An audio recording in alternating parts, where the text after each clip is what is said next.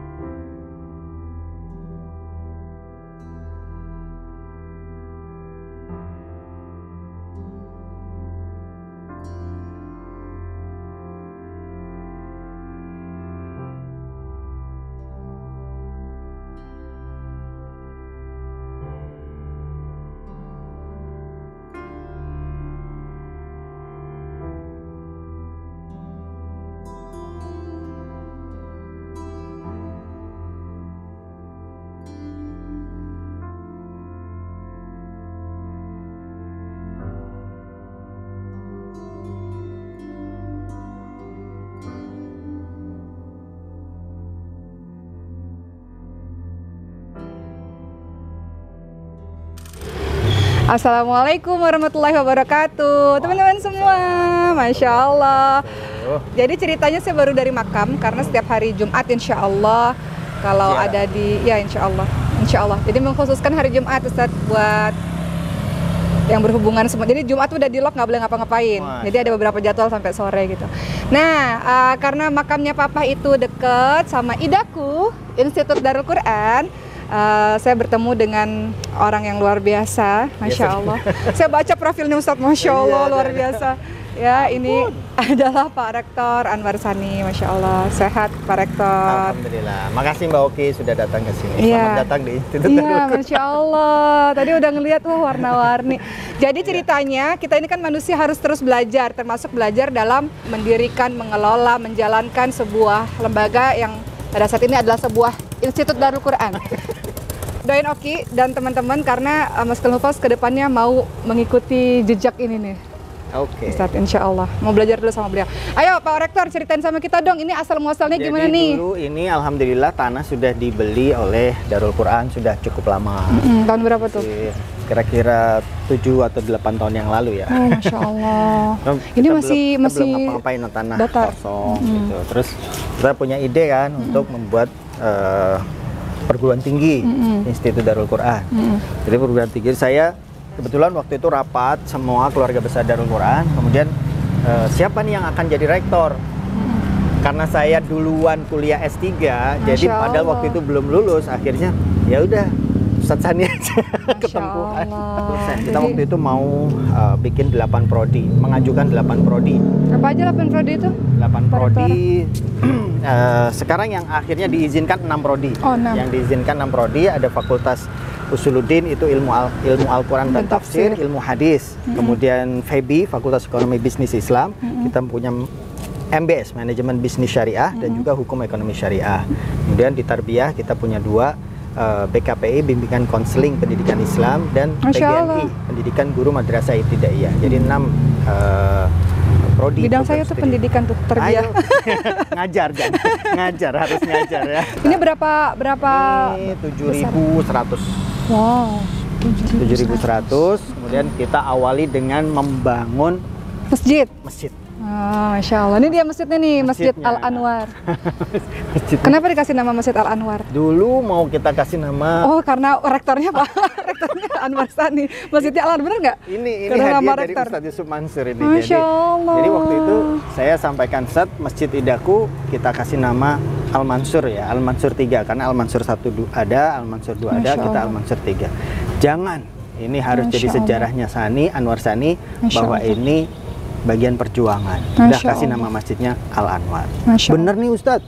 Ya bener. Udah bener nih. Saya yakin ini sampai berapa kali? Iya bener. Udah Al-Anwar. Oh iya siap. Masya Allah. Ya mohon doanya. Mudah-mudahan bisa bangun masjid Al-Anwar yang banyak. Amin, amin, amin, amin. Ya, sekarang sudah ada 534 mahasiswa di Institut Darul Quran. dan kita punya target tahun ini mudah-mudahan Allah izinkan bisa nambah 1.500 mahasiswa Amin, baru. amin, amin, amin. Ini yang belum ya semua orang sebagian besar sudah kenal dengan Pak Rektor Anwar Sani ini. Cuman bagi teman-teman yang Pak Rektor Anwar Sani ini siapa sih? Beliau adalah orang yang turut membersamai Ustadz Yusuf Mansur dalam perjuangan awal sekali Darul Quran ya Ustadz ya. Sampai akhirnya beberapa pimpinan-pimpinan ini di-split nih, dibagi-bagi, ngurusin yang ini, ngurusin yang ini. Kalau Pak Rektor Anwar Sani akhirnya salah satu yang diurusi dari sekian banyak yang diurusi adalah Institut Darul Quran ini, seperti itu. Saya punya tanggung jawab juga di Direktorat Zakat dan Wakaf. Jadi oh iya benar. Direktorat Zakat dan Wakaf, kita ngembangin zakat dan wakaf, makanya termasuk pembangunan ini juga kita galang dari dana wakaf dan sedekah. Karena beliau dulunya adalah seorang direktur dari Lembaga Amil Zakat Al-Azhar. Masya Allah. Dulu di Dompet Duafa, kemudian di Al-Azhar, dan di Darul Quran.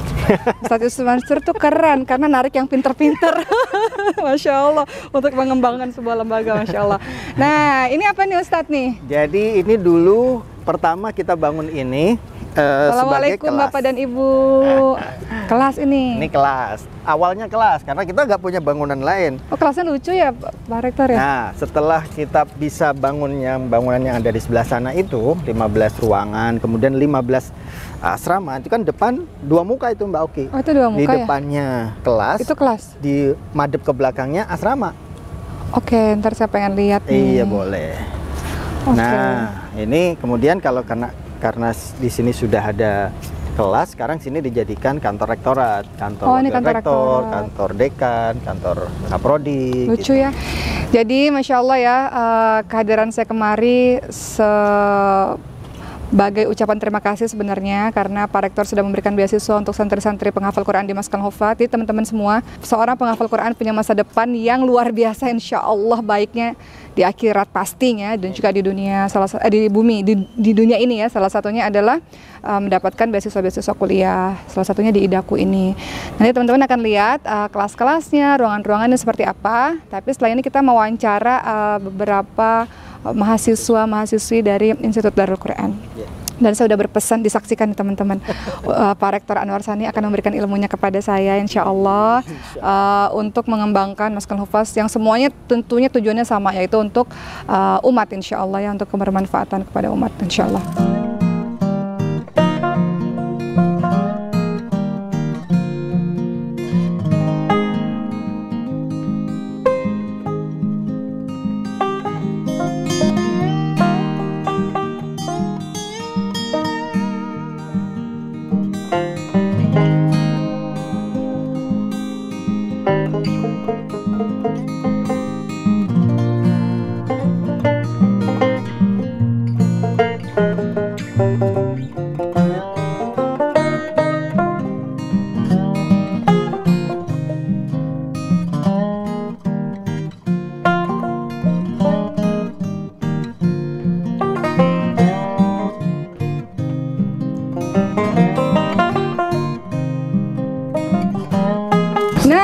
Sekarang kita udah sama salah satu mahasiswanya Institut Darul Quran bersama dengan Pak Rektor. Di sini ada Bapak Oding ya Pak ya? Oding, Pak Oding luar biasa. Biasanya kalau kita lihat mahasiswa-mahasiswi itu fresh gitu, ini juga masih fresh.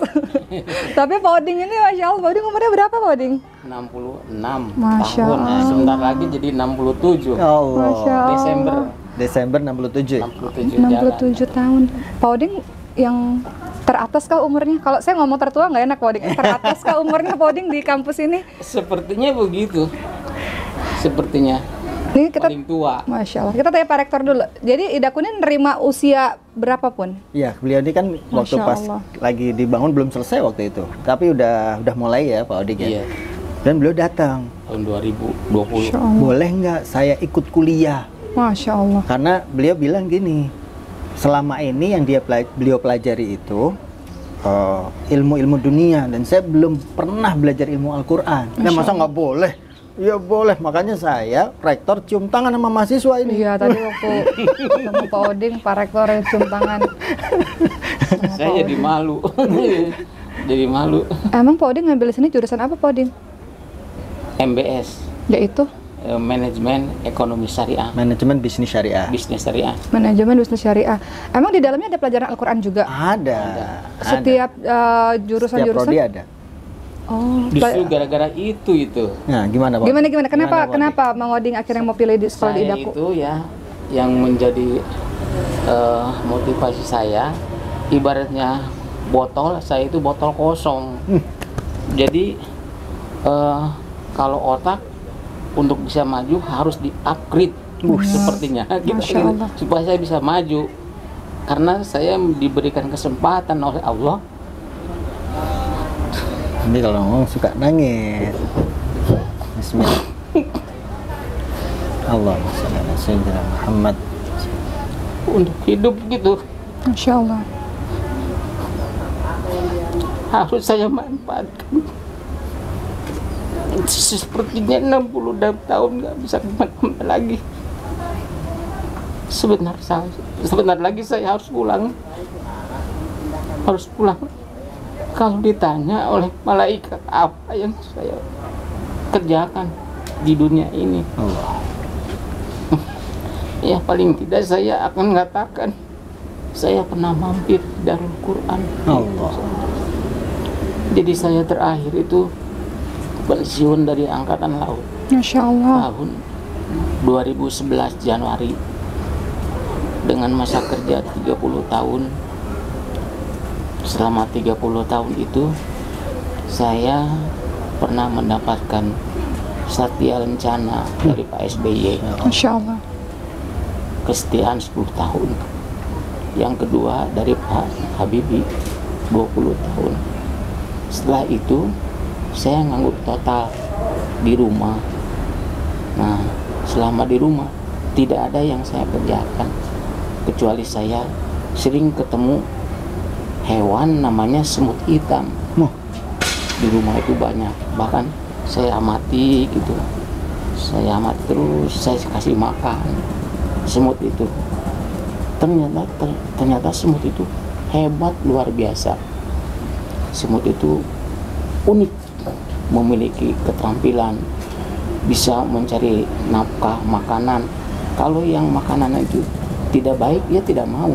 Contohnya kalau dia ketemu kecoa yang mati disemprot, dia nggak mau. Dia bisa membedakan mana yang benar, mana yang tidak benar. Allah. Sampai akhirnya semut itu pekerja keras gitu. Kalau dia punya ketemu makanan berat, dia menghubungi kawan-kawannya, dia bergotong royong mengambil makanan itu. Jadi setelah lama-lama begitu, saya juga tidak mengerti apa maksudnya itu. Terus saya amati lama sekali sampai bertahun-tahun. Nah akhirnya, wah semut ini hebat, kayaknya pekerja keras ya. Lalu apa yang bisa saya ambil dari contoh ini? Padahal saya sudah pensiun gitu. Jadi saya bingung juga jawabannya itu. Nah lama-lama saya masuk di Idaku tahun 2020. Saya belajar namanya Ulumul Quran dari Ustadz Lalan Salahuddin ya, salah, master agama. Di situ sampai saya kepada tafsir Al-Quran.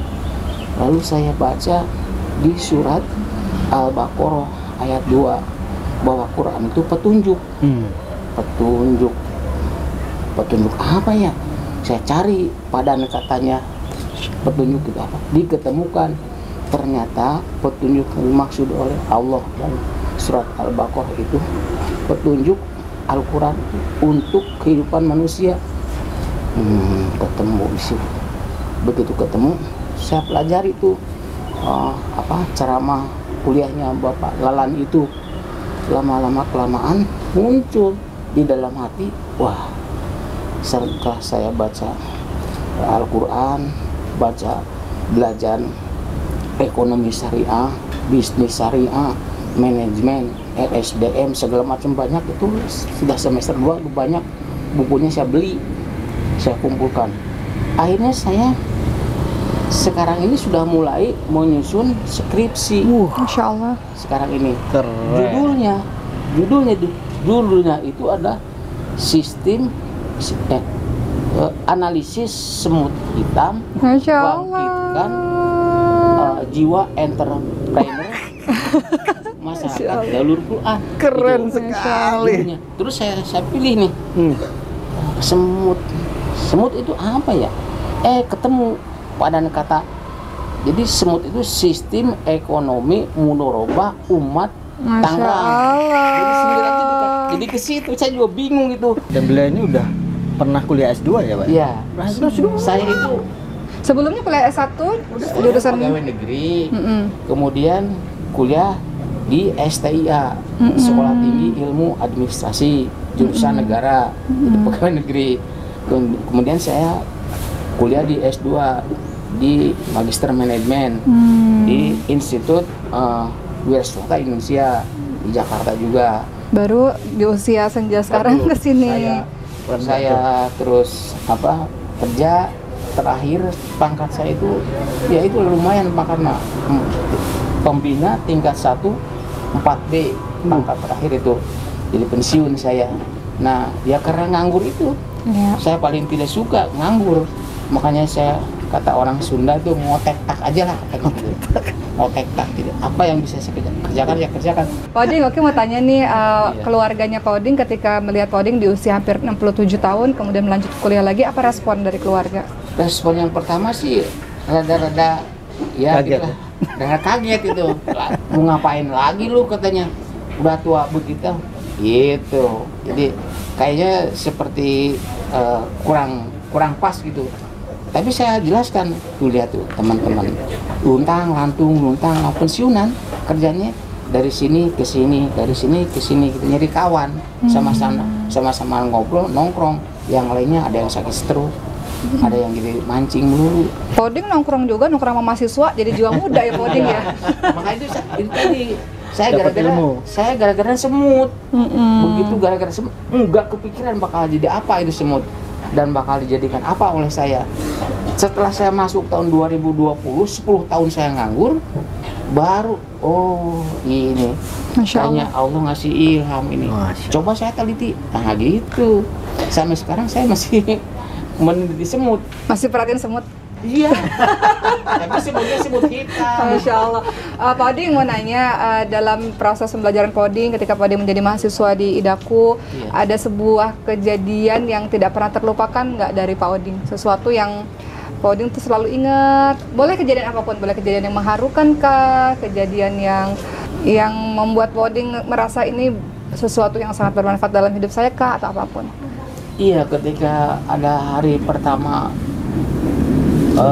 kumpul mahasiswa, waktu itu pembagian jaket ya, jadi di sini kan jaket alma mater, jadi kan banyak mahasiswa suruh ngantri, saya ada di bagian paling belakang. Masya Allah. Paling belakang itu ada anak mahasiswa, siapa namanya saya lupa lagi, itu bulak balik gitu ya.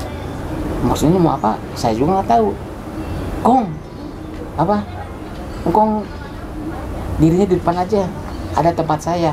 Dia memang paling depan. Engkong di sana, biar saya di sini gantiin. Masya Allah, baiknya. Jadi, wah saya bilang, anak Baiknya. hebat ini. Masya Allah. Hebat ini anak. Bisa begitu. Saya Masya Allah. itu. Masya Allah. Itu siapa anak itu? Itu calon istrinya itu, Masya Allah. Tuh beruntung banget tuh, Masya Allah. Itu jadi ada yang gitu tuh. Allah. Terus anak itu nempel terus sama saya, nempel sampai akhirnya masuk ke masjid, nempel terus. Gitu. Baktinya anak itu, Masya Iya, Allah. itu. Yang kedua kelihatannya di IDAKU beda deh dengan di luar. Bedanya apa, Pak Oding? Dengan di luar seperti di luaran ya, beda. Jadi IDAKU itu keislamannya nempel gitu, begitu menghormati orang gitu. Masya Allah. Jadi saya malah jadi betah gitu. Jadi betah. Cuman saya hanya bisa belajar dari jauh sampai sekarang ini kan belum bisa ketemu teman-teman yang mana dan lain-lain. Ya, karena kelihatannya mereka juga masih menjaga jarak dan lain-lain. Balas saya nggak ada pikiran lain kecuali saya cuma mau mampir. Masya Allah. Mampir. Kayaknya setelah itu saya nggak tahu. Biar Allah aja yang menentukan. Gitu. Nah kalau ibu tanya mengenai sesuatu yang istimewa, nah ini apalagi Pak Rektor ketemu saya suka cium tangan, saya malu. Saya malu, kenapa? Nggak pantas saya mau diperlakukan begitu.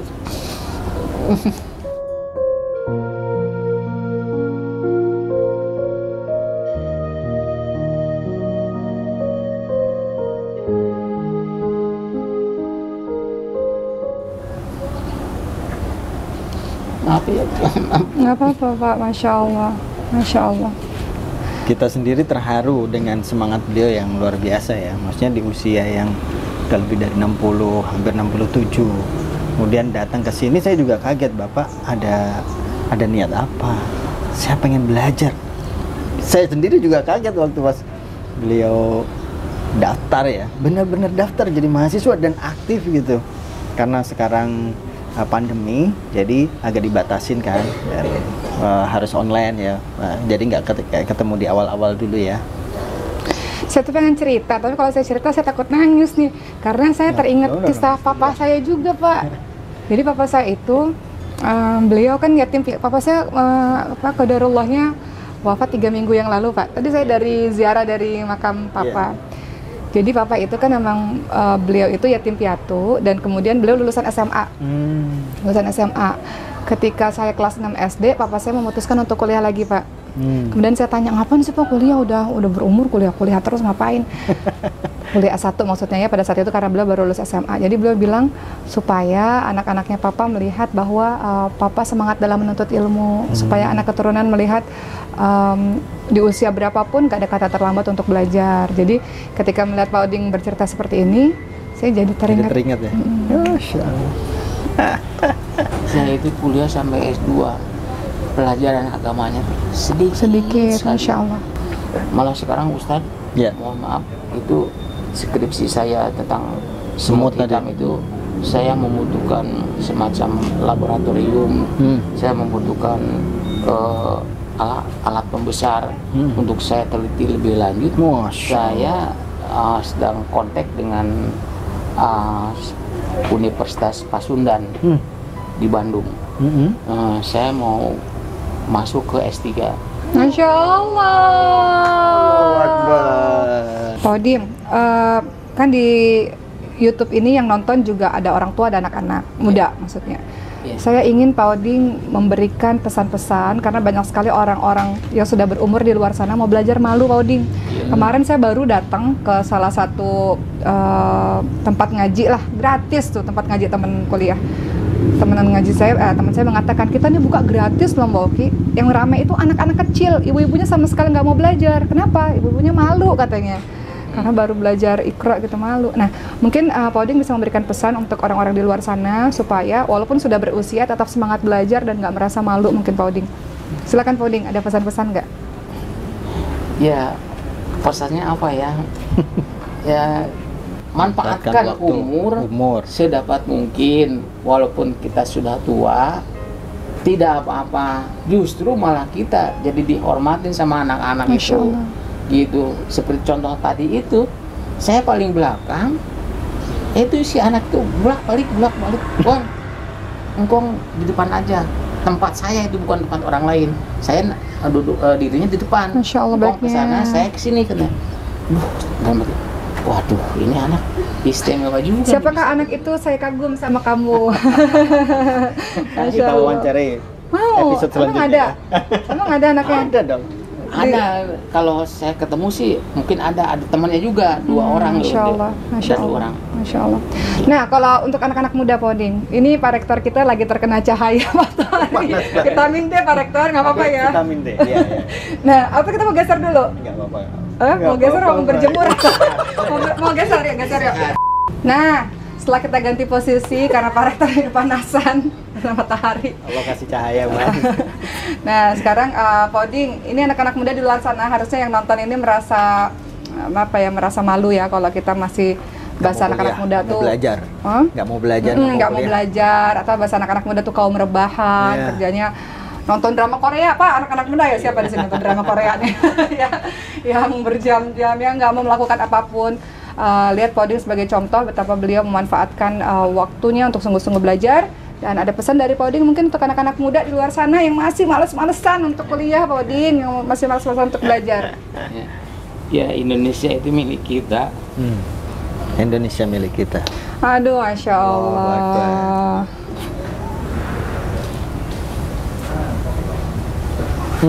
Bismillah, Allahumma shalli.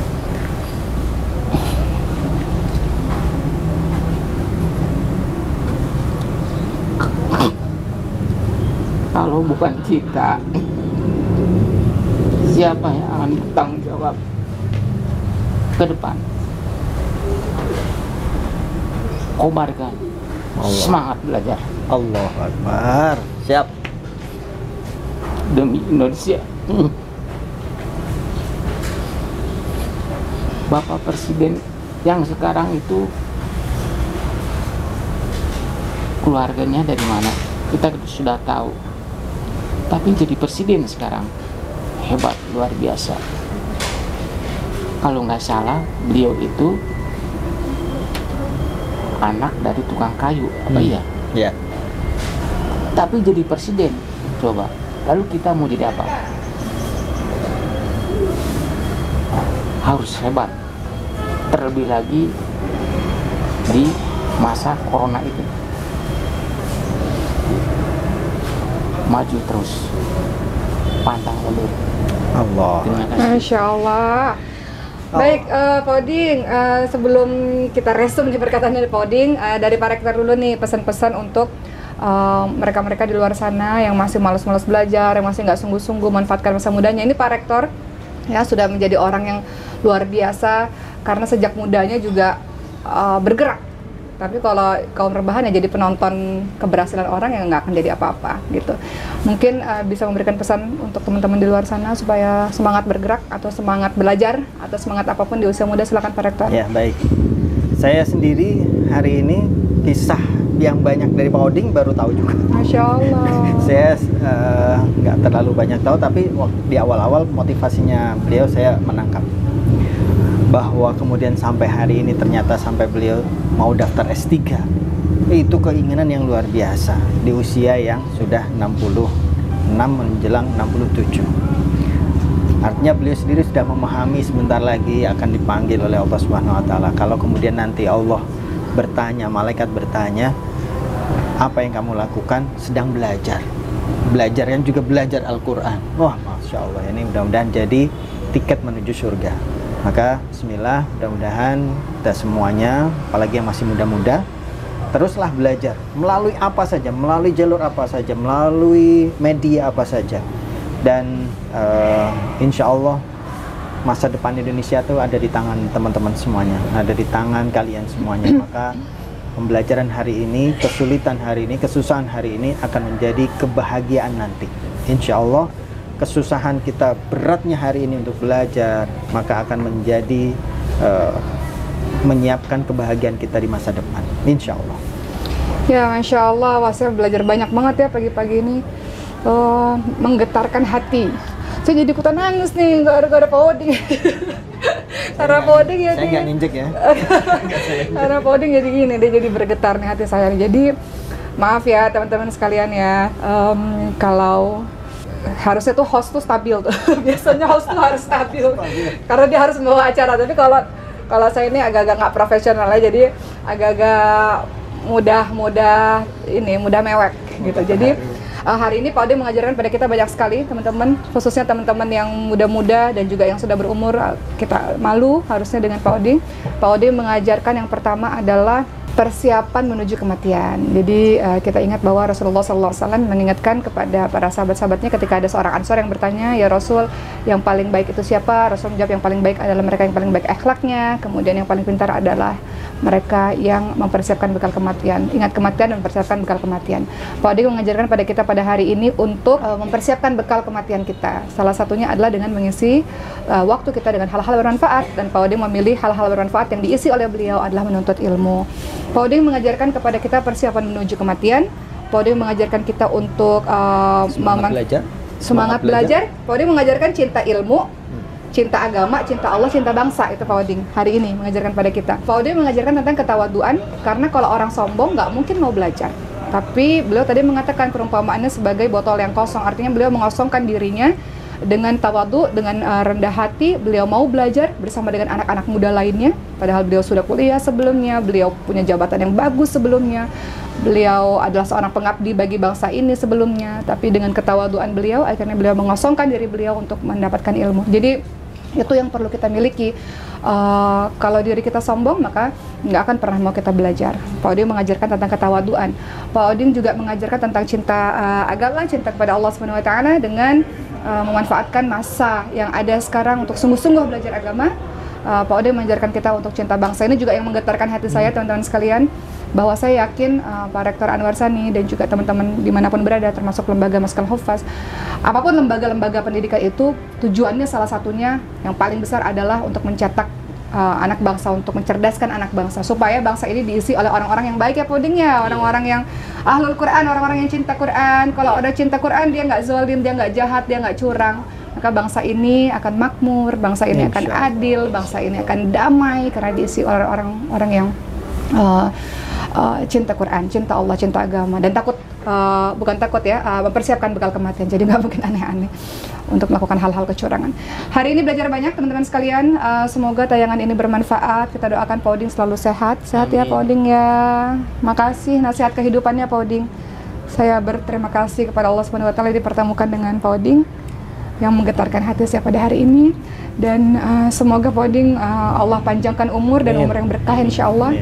Institut Darul Quran yang dibangun dengan dasar perjuangan, dan visi misinya salah satunya pastinya adalah mencetak generasi-generasi Quran insya-Allah.